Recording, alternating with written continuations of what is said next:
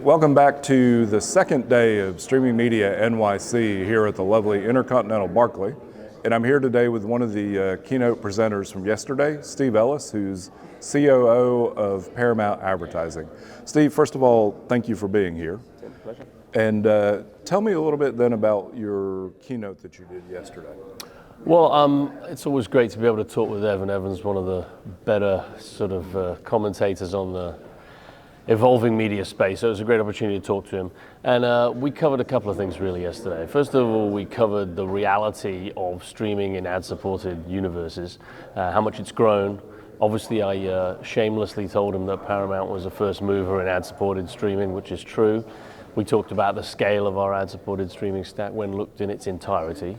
We touched on the new Nielsen gauge measurement that shows the full reach of audiences across all the premium publishers and YouTube, and shows Paramount for the first time appropriately in aggregated light. And the fact that, again, we're more ad-supported than all the others on that list in terms of percentages of the footprint we have that is ad-supported. And then we touched a little bit on the creator universe, which I have a long history in. I started a company called Who Say, which is how I ended up at Paramount. They acquired that business. And we talked a little bit about how the creator world has obviously exploded in principle, but really it's still mostly about the platforms benefiting from creators creating really more effective ads. So that was kind of what we touched on. So with, I guess with premium content like what Paramount works with, how do you define that? Because I was actually doing a presentation to some 7th graders and I explained sort of professional content versus user generated, and they understood that, but premium is sort of a different phrasing as well. We think about it like full episode programming. At the end of the day, what we at Paramount monetize most effectively and reach audiences with most effectively is full episode programming, half an hour, hour-long programming, movies. You know, we have over 10 shows that reach more than 10 million people at the same time. This is not easy to do. You need the combination of a broadcast, cable, and streaming footprint to be able to reach those kinds of numbers of scale at the same time on full episode programming. So we're aware that platforms, YouTube and others, have hundreds of millions of users. But the truth is that Paramount also reaches across those 3 platforms almost 200 million people a month. So if we're all reaching the same 200 million people in America, it really comes down to the content itself and how people are sitting, watching and engaging it. And to your point, there are many millions of people watching a few seconds of this and a few seconds of that in and on platforms. And then there are millions of people watching half-hour and hour-long shows.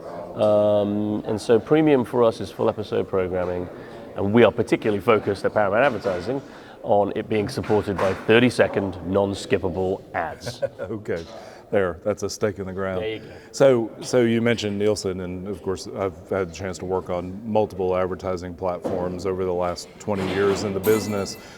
There have been points at which some organizations would say, well, Nielsen's not measuring correctly, and then there was the let's go back to the +7, +31, et cetera. Do you feel we're at the point now where the measurements are relatively accurate, and then, as you say, in aggregate across the multiple viewing experiences?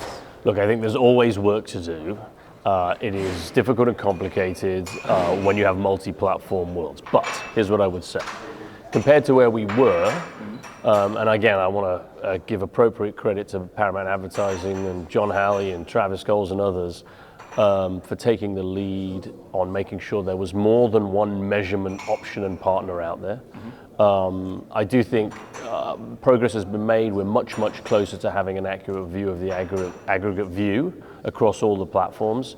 But you know, I also said yesterday that those of us in the television space, like Paramount, are held to a slightly different standard than the platforms who are able to measure their own and grade their own homework. Very true. So listen, it is what it is. And again, I think to that extent, Paramount's invested a lot of time and a lot of money and a lot of effort and man hours into making sure there were alternatives and getting closer to an accurate view of the aggregate reach. What do our clients come to us for, Tim? They come to us for reach first. Right, sure. They come to us for reach in a particular way, full episode programming. Like I said, if you can tell me exactly how many people on other platforms, streaming platforms that are very successful, get 10 million people at a time to watch a half-hour show, I'd love to hear about it. It's hard to do. It's hard to do without great programming, and it's hard to do without sports, and it's hard to do without tempos.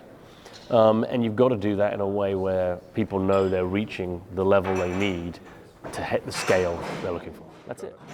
So one final question, you define premium content. What does a premium ad look like? Because on some platforms, the ads don't match to the content, or worse, the volume level is so much higher. Yeah, well look, let me start with my current pet peeve. First of all, I would love to see people compare like for like. And what I mean by that is, in the end, you want the ad to be effective. What does that mean? It means that depending on your objective, awareness, consideration, last click attribution, you want the ad to be effective. In the world we live in today, you have to engage in all formats. No one's pretending that they have the one solution. You're going to have to do a little bit of UGC, short form video, a little full episode programming to be an effective marketer. But when you look at a 30-second non-skippable ad on a full episode program, the longest running, most effective ad format in history, 70 plus years old now, proven itself for decades, and you compare it to platform ads, which are 90% of the audience, don't take my word for it, take independent measurement, 90% of an audience on social content is gone by the 5th second. Right. So these are basically 3 to 5 second ads you're buying, which is fine. But you are now paying prices for those 3 to 5 second ads that are very comparable to what you're paying, if not more in many cases, for a 30-second ad. In fact, we've looked at the data and said, if you thought about it on a cost per second basis, right, in many cases, you're looking at 10 or 20 times the price. Now, for some products, a 3-second ad can tell the story. For others, you need much longer to do that.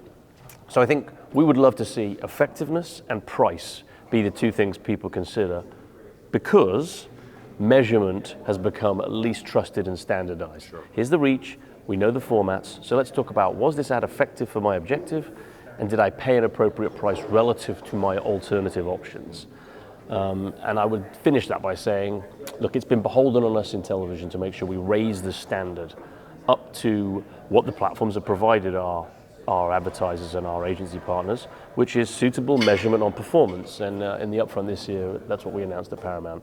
Not only do we have we invested in identity and in multiple measurement partners to give our clients choice, but we're now investing in partnerships with EDO and MasterCard to provide performance measurement in a always-on way for all of our customers who buy our inventory. So I think that helps bring us up to the point where you can compare us to platforms.